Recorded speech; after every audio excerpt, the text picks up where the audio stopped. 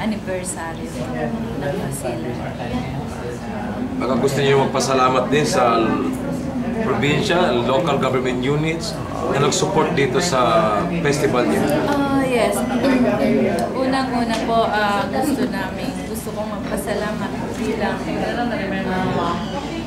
pinunong nila dito sa probinsya, provincial capital, and provincial government of Basilan, ay lahat po ng bumubuo simula ng mga aking kasamahan dito sa Kapitolyo, katulad ng mga committee members namin, iba't ibang committee organization namin dito, na nagtutulong-tulong para mabuo itong programa. At ganoon din po ang pag-suporta at kooperasyon ng ating iba't ibang lungsod sa Basilan.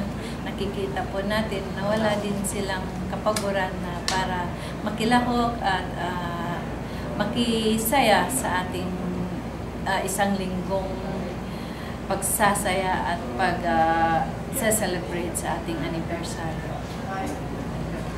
Next question. Gomba, kanina may mga taga-JICA po na nakipag-courtesy po sa inyo. Ano pong mga plano po nila for Basilan? Ano mga project?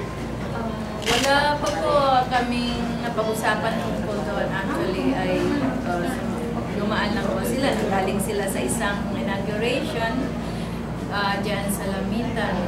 Ginagawa po nila last year. So, it's 100% completed na po. Masaya po kami doon. At kanina, actually, nagtanong din po ako kung ano yung possibility na magkakaroon na naman kami muli ng mga klaseng project sa ibang munisipyo ng Basilan. So, ang sagot din po ay makikita din po natin yan pag-usapan natin doon nakabase sa ating provincial planning for this year. Wala kayong special request na parang for projects dito sa Basilan, sa JICA representative kanina? Napag-usapan niyo ba? Ano yung gusto niyo para dito?